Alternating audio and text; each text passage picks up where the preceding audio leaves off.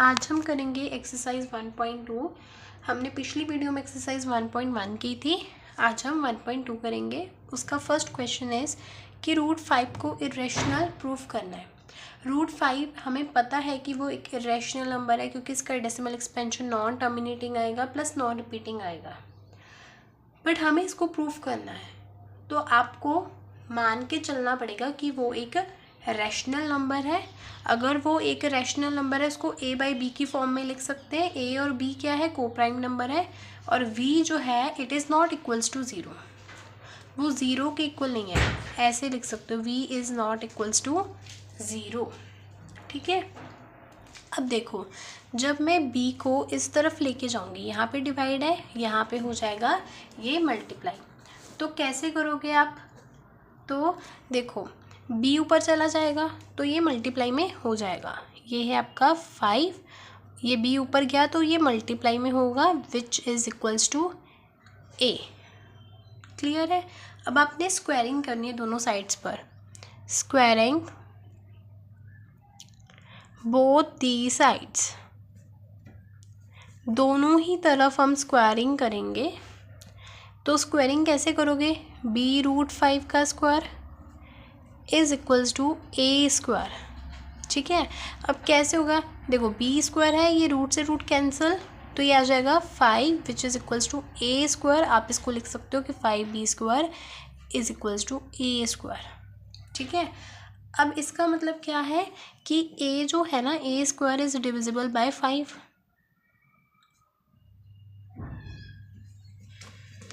जो a है, a square है, वो 5 से डिविजिबल है, तो a है तो a is also divisible by 5। ठीक है, यहाँ से डिविजिबल ऑफ बाय 5। ठीक है, अब देखो तो अगर ये डिविजिबल है तो वी कैन राइट, फिर हम लिख सकते हैं, वी कैन राइट क्या लिख सकते हैं हम, कि a जो है वो 5c के इक्वल है। c इज़ इंटीजर, यहाँ पे c क्या है, कोई भी इंटीजर हो सकता है, ये er है। ठीक है, इंटीजर तो कोई भी इंटीजर हो सकता है। अब देखो 5b a square, 5b square is equals to, a की वैल्यू क्या है, 5c है, a की वैल्यू इसके ऊपर स्क्वायर है तो हमने स्क्वायर लगा दिया। 5b square is equals to 25c square, b square इससे तरफ रहने दो, 25 ओवर में b कर दो, c स्क्वायर इस तरफ, क्या आ जाएगा 5c स्क्वायर। ठीक है, अब इसका मतलब क्या है कि b square is divisible by 5, b square divisible है 5 से, therefore b is also divisible by 5। But अब क्या हुआ, a एंड b जो है, a and b have at least 5 as a common factor.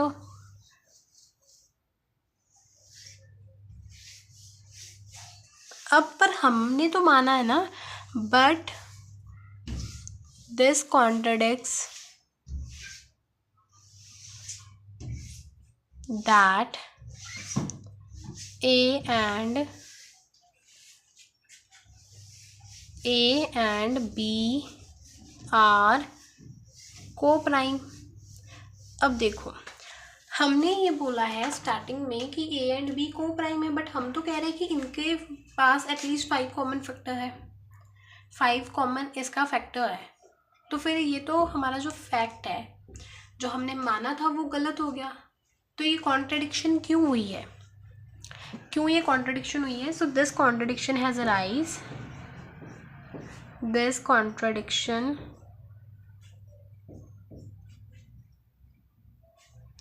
has arise because of our wrong assumption। हमने गलत मान लिया था। ठीक है, this contradiction has arise because of our wrong assumption that root 5 is a rational. हमने अगर माना है कि ये रैशनल है, बट ये तो हमारी जो कंडीशंस हैं उनको फॉलो नहीं कर रहा है, तो फिर हम कह सकते हैं कि therefore root 5 is a irrational number. तो हम मान लेते हैं कि जो रूट 5 है वो एक इररेशनल नंबर है। ठीक है, अब हम नेक्स्ट क्वेश्चन स्टार्ट करेंगे। नेक्स्ट क्वेश्चन है कि आपने प्रूव करना है कि 3 + 2 रूट 5 एक इररेशनल नंबर है। अब आपने सबसे पहले लिखना है, जैसे मैंने आपको फर्स्ट स्टेटमेंट लिखवाई थी, बट मैं यहाँ शॉर्ट में लिख रही हूँ। लेट अस अज्यूम कि 3 + 2 रूट 5 इज़ अ रैशनल। हम मान लेते हैं कि वो एक रैशनल नंबर है। ठीक है, तो हम मान लेते हैं कि वो एक रैशनल नंबर है। If it is a rational number तो फिर इसको हम a/b की फॉर्म में लिख सकते हैं, है ना। तो फिर हम लिखते हैं कि 3 + 2 root 5 is equals to a/b। a and b are coprime, a and b are coprime number, जहाँ पे b जो है वो 0 के इक्वल नहीं है। ठीक है, अब देखो रूट 5 को मुझे ना किसी भी तरह से सेपरेट करना है ना। रूट 5 को किसी भी तरह से मुझे सेपरेट करना है, तो व्हाट आई विल डू कि 2 रूट 5 को इस तरफ रखेंगे, a/b यहाँ प्लस का उधर आके माइनस का हो जाएगा। ठीक है, अब देखो 2 रूट 5 अगर यहाँ पे ओवर में 1 होगा तो हम क्रॉस मल्टीप्लाई करें, अगर ये b हो जाएगा, इसको इसके साथ क्या है a और ये 3b। अब रूट 5 को इस तरफ रहने देते हैं, a - 3b और b यहाँ पे, अब देखो 2 मल्टीप्लाई हो रहा था ना, अब डिवाइड हो जाएगा।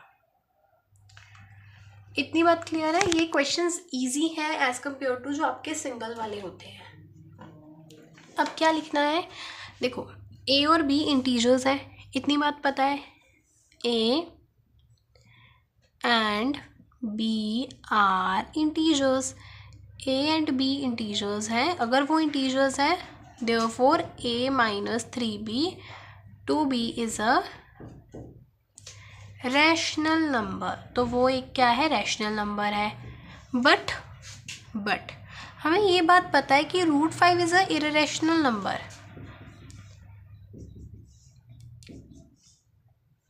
ये हमको पता है, हमने फर्स्ट क्वेश्चन में प्रूफ किया है, और हम कह रहे हैं रूट 5 इसके इक्वल है। तो ये तो कैसे पॉसिबल हो सकता है, ये इररेशनल है, ये रैशनल है।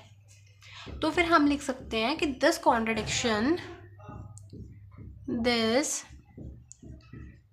कॉन्ट्रडिक्शन has arise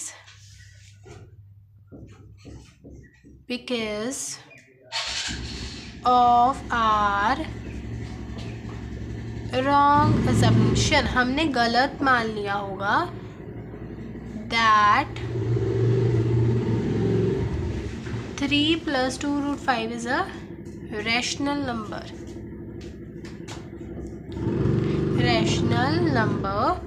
therefore हम कह सकते हैं कि 3 + 2 root 5 is a irrational। Is this clear. Second part done हो गया। अब हम थर्ड पार्ट देखते हैं उसमें क्या है। अब देखो नेक्स्ट इज कि 1/√2 इसको प्रूफ करना है। अब हमने मान लिया कि ये जो है एक रैशनल नंबर है। अगर वो रैशनल नंबर है तो वो a/b के बराबर होगा। a और b को-प्राइम होंगे। ठीक है, तो अब देखो, अब यहाँ पे अगर 2 ऊपर होता तो हम कर लेते, तो जस्ट सिंपल सा है कि आपने क्रॉस मल्टीप्लाई मेथड करना है। ठीक है, अब b को इसके साथ करोगे तो b आएगा, इसको इसके साथ करोगे तो a√2 आ जाएगा, है ना, ऐसे ही आएगा। अब आपने क्या करना है, बेसिकली ना ऐसे लिखो, क्योंकि ये √2 है ना, तो a√2 पहले इस तरफ को करोगे फिर इस तरफ को। अब √2 इस तरफ, ये डिवाइड में हो जाएगा b, तो हमने रूट 2 को सेपरेट करना था, हमने कर लिया। ठीक है, since a and b are integers, हमें ये बात पता है since a and b are integers, therefore मैं कह सकती हूँ कि b by a is a rational. b by a तो रैशनल है, बट हमें ये भी तो पता है ना कि रूट 2 इज़ अ इररेशनल, कि रूट 2 एक इररेशनल नंबर है। अब ये क्या हो गया, एक रैशनल इररेशनल, तो इसका मतलब है कि हमने जो ऊपर एज्यूम किया था ना वो गलत किया था। तो फिर इसको लिखना है आपने, so this contradiction has arise because of our wrong assumption, जो हमने मानी थी कि 1/√2 इज़ अ रैशनल, बट वैसे ही फिर क्या है, अगर हमने ये गलत मान लिया तो इसके अपोजिट फिर इररेशनल ही होगा। Next question is 7/7√5। ठीक है, ये सो इसमें भी आपने सेम लिखना है कि एज्यूम कर लेते हैं कि वो एक रैशनल नंबर है। यहाँ पे a b को प्राइम है, b equals to not equals to 0। अब आपको पता है तो फिर आपने कैसे करना है इसको, √5 इधर रहने दो, a 7 आ जाएगा यहाँ पे। सिंस फिर आपने क्या लिखना है, since a and b are integers, तो हम कह सकते हैं कि a/72 इज़ अ रैशनल, है ना। तो ये एक रैशनल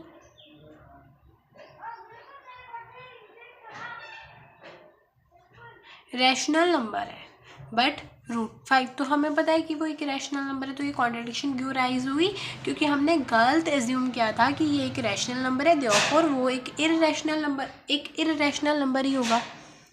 ठीक है, अब लास्ट क्वेश्चन है तो उसको कर लेते हैं। अब नेक्स्ट है 6 + √2, तो हम एज्यूम कर लेते हैं कि ये एक रैशनल नंबर है जहाँ पे a और b को प्राइम है और b जो है वो 0 के इक्वल नहीं है।